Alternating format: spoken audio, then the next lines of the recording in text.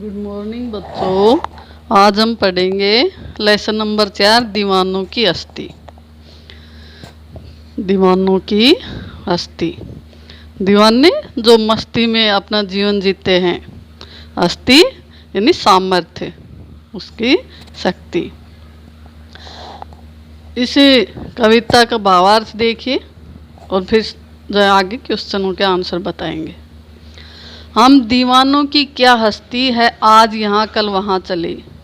कवि कह रहे हैं कि हम दीवानों की क्या हस्ती यानी हमारा क्या सामर्थ्य है। हम तो आज यहाँ हैं तो कल वहाँ चल देते, अर्थात हम दीवाने एक जगह रुकने वाले नहीं हैं, चलते रहना ही हमारा जीवन है।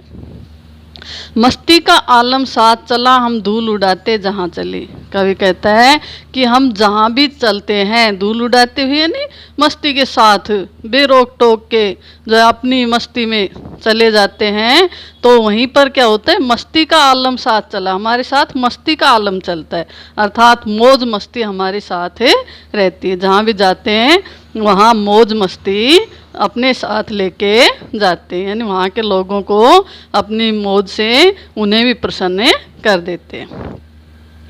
आए बनकर उल्लास अभी, आंसू बनकर बह चले अभी। कवि कह रहा है कि अभी हम उल्लास बनकर आए, उल्लास यानी प्रसन्नता, खुशी, खुशी बनकर के आए, यानी हम जहाँ भी गए वहाँ प्रसन्नता या खुशी का आलम रहा। आंसू बनकर बह चले अभी, अब और कह रहे हैं कि हम रुकते तो है नहीं, इसलिए अब चल पड़े, और चले तो कैसे चले, आंसू बनकर बह चले, अर्थात जब हम यहाँ आए तो प्रसन्नता का वातावरण छाया, चारों तरफ खुशियाँ छा गई, लेकिन जैसे ही हम चलने लगे तो सभी निराश हताश हो गए और दुख से उनकी आंखों से आंसू बहने लगे। या जो ये दीवाने हैं जब ये चलने लगे तो उनसे बिछुड़ने का जो दुख है वो इन्हें भी जो है लगने लगा और इनके आंखों से आंसू आ गए। सब कहते ही रह गए, अरे तुम कैसे आए, कहाँ चले। अब कह रहे हैं जब हम वहाँ आए और अभी चल पड़े तो सभी कहते रह गए, अरे अभी तो तुम आए थे, तुम किस लिए आए थे, कैसे आए थे, और जो है अब कहाँ चल पड़े हो। अर्थात उससे प्रश्न पूछने लगे कि तुम किस लिए आए थे, कैसे आए थे और कहाँ चल पड़े, क्योंकि अभी अभी तो आए थे और अभी वापस चल पड़े। जब आए थे तो प्रसन्नता उल्लास अपने साथ लाए थे, खुशियाँ लाए थे, अब चलने लगे तो उन्हें उनके बिछुड़ने का दुख होने लगा। आगे देखिए, किस ओर चले है मत पूछो, चलना है बस इसलिए चले। अब दीवाने कहते हैं कि हमें किस ओर चले ये मत पूछो, क्योंकि हमें तो चलना है बस इसलिए चले, यानी जीवन हमारा क्या है, चलना ही हमारा जीवन है। जैसे पानी का स्वभाव होता है बहने का, ऐसे ही दीवाने कह रहे हैं हमारा स्वभाव आगे बढ़ते रहने का ही है, यानी हम सबको जो जीवन में हमेशा आगे बढ़ते ही रहना है, रुकना नहीं है। तो कह रहा है कि हमने तो आगे बढ़ना ही है, इसलिए अब आगे हमें चल पड़े। जग से उसका कुछ लिए चले, जग को अपना कुछ दिए चले। कवि कह रहा है कि हमें इस संसार से उसका कुछ लिए चले, यानी इस संसार की जो अच्छाइयाँ हैं, बुराइयाँ हैं, जिनके हम संपर्क में आए, उनसे जो है उनके स्वभाव के से संपर्क में आए, और ये सब हम अपने साथ लेकर चल पड़े। जग को अपना कुछ दिए चले और इस संसार को अपनी तरफ से कुछ देते चल पड़े हैं, अर्थात अपनी अच्छाइयाँ, अपने सहयोग, अपने जो समाज सेवा की भावना, ये सब हम इस संसार को देकर चलते हैं। तो जग से उसका कुछ लिए चले, संसार से कुछ लेकर चलते हैं और इस संसार को अपना कुछ देकर चलते हैं।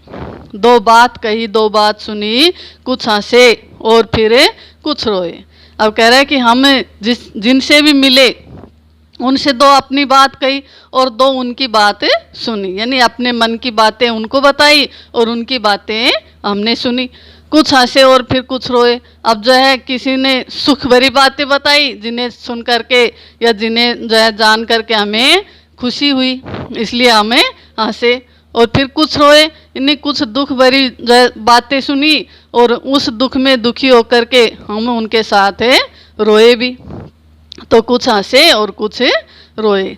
छक्कर दुख सुख दुख के घूंटों को हम एक भाव से पिए चले। अब कह रहा है कि इस प्रकार से सुख दुख की इन घूंटों को जो है छक्कर पी करके, इन्हें चख करके हम एक भाव से पिए चले, एक भाव से इनको पीते चले गए, यानी समानता के भाव से। जो दुख आए तो दुख में भी ज़्यादा दुखी नहीं हुए और सुख आए तो सुख में भी ज़्यादा सुखी नहीं हुए, यानी दोनों को समानता के भाव से लेकर के चले, उन दोनों भावों को समान रूप से अपनाया। यानी दुख से ज़्यादा दुखी होकर के हम निराश नहीं हुए, हताश नहीं हुए, और नई सुखों से अधिक प्रसन्न होकर के हमें उन सुखों में ही बंधे रहे। इसलिए कह रहे हैं कवि कि हम तो दोनों को ही एक भाव से पीते चले गए, दोनों में समानता का भाव रखा। आगे देखिए,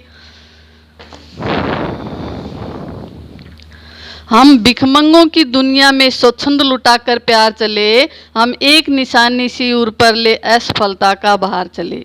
अब कह रहे हैं कि हम भिखमंगों की दुनिया में स्वच्छंद लुटाते प्यार चले। भिखमंगे भीख मांगने वाले। अब कवि कह रहा है कि हम इस भीख मांगने वाली दुनिया से, दुनिया को भीख मांगने वाली क्यों बताया कवि ने? कवि के अनुसार ये दुनिया प्यार मोहब्बत जो है बांटना नहीं जानती, लेना तो जानती है लेकिन बांटना नहीं जानती, और इस प्यार मोहब्बत के मामले में ये एक प्रकार से कैसी है? भिखमंगी है। नहीं चाहती तो है लेकिन देना नहीं चाहती, केवल लेना चाहती है। तो कह रहा है कि हमें इस भिखमंगों की दुनिया में स्वच्छंद लुटाते प्यार चले, हम तो स्वच्छंदता के साथ प्यार लुटाते चले गए। हम तो इस संसार से, इस दुनिया से क्या किया? प्यार ही किया। हम एक निशानी सी उर पर ले असफलता का बाहर चले। अब कह रहे हैं कि हमने तो संसार से प्यार किया लेकिन इस संसार ने हमें बदले में प्यार नहीं दिया, इसलिए हमें जो है उसे क्या समझता है कवि? अपनी असफलता समझता है। इसलिए कह रहा है कि हम एक निशानी सी उर पर हृदय पर, अपने हृदय पर असफलता की निशानी का बाहर लेकर चले। अब अपना और पराया क्या आबाद रहे रुकने वाले, हम स्वयं बंधे थे और स्वयं हम अपने बंधन तोड़ चले। कवि कह रहा है कि अपना और पराया क्या? कवि के अनुसार अब सारी दुनिया अब एक है, अपने परिवार के समान है, वसुदेव कुटुंबकम के भावना से कवि कह रहा है कि पूरा संसार ही अपना परिवार है, और अपना परिवार को मान लिया है तो अपना पराया नहीं बचा। तो अब अपना और पराया क्या? अब अपना और पराया क्या है? आबाद रहे रुकने वाले। ये कह रहा है कि हमारा अपना और पराया कुछ नहीं है, अर्थात सभी अपने हैं, इसलिए इस संसार में रुकने वाले, रहने वाले कैसे रहें? आबाद रहें, प्रसन्न रहें, खुश रहें। हम स्वयं बंधे थे और स्वयं अपने बंधन तोड़ चले। कह रहा है कि हम तो स्वयं ही जो इस संसार के बंधनों से बंधे थे और स्वयं ही अब अपने बंधनों को तोड़कर चल पड़े, इस संसार से संबंधों को तोड़कर चल पड़े हैं। इसलिए हम तो स्वच्छंद हैं, हम इन बंधनों में अब बंधने वाले नहीं हैं।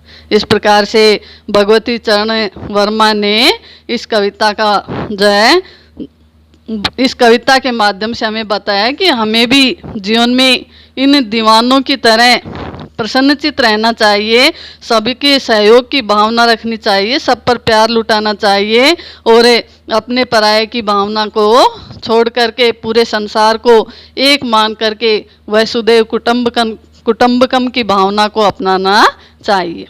ठीक है, अब इसके प्रश्न देख लीजिए। प्रश्न नंबर 1, कवि ने अपने आने को उल्लास और जाने को आंसू बनकर बह जाना क्यों कहा है? कवि ने आने को उल्लास और जाने को आंसू बनकर बह जाना क्यों कहा है? कवि ने अपने आने को उल्लास कहा है क्योंकि किसी भी नई जगह पर आने से उसे खुशी मिलती है तथा उस स्थान को छोड़कर जाते समय बहुत दुख होता है, इसलिए आंखों से आंसू निकल जाते हैं। वह अन्य लोगों को खुशियाँ बांटता है जिससे वे अपना दुख भूल जाते हैं। जब वह जाता है तो वह दुख लेकर जाता है कि ये जो खुशियाँ हमने इन्हें दी वे हमेशा के लिए नहीं हैं। ठीक है, अगला देखिए। भिखमंगों की दुनिया में बेरोक प्यार लुटाने वाला कवि ऐसा क्यों कहता है कि वह अपना हृदय पर असफलता के एक निशान भार की तरह लेकर जा रहा है। क्या वह निराश है या प्रसन्न है? कवि निराश है या प्रसन्न है पूछ रहा है कि ये जो है बता रहा है, तो इससे पता चलता है कि वो प्रसन्न है या निराश है, ये बताएं। तो यहाँ भिखमंगों की दुनिया से कवि का आशय है कि यह दुनिया केवल लेना जानती है, देना नहीं। कवि ने भी इस दुनिया को प्यार दिया, पर इसके बदले में उसे वह प्यार नहीं मिला जिसकी वह आशा करता था। कवि के लिए यह उसकी असफलता है, इसलिए वह अपने हृदय पर असफलता का एक निशान भार की तरह लेकर जा रहा है। अतः कवि निराश है। वह समझता है कि प्यार और खुशियाँ लोगों के जीवन में भरने में वह असफल रहा है। ठीक है, तो कैसा है? निराश है। कविता में ऐसी कौन सी बात है जो आपको सबसे अच्छी लगी? कविता में सबसे अच्छी कौन सी बात लगी? कविता में सबसे अच्छी बात कवि का जीवन को जीने का जो नज़रिया है, वह हर परिस्थिति में खुश रहना चाहता है और सबको प्यार देकर खुश रहना चाहता है। ऐसा व्यक्ति विषम परिस्थितियों में भी खुश रहना जानता है। यही हमें सबसे अच्छी बात लगी।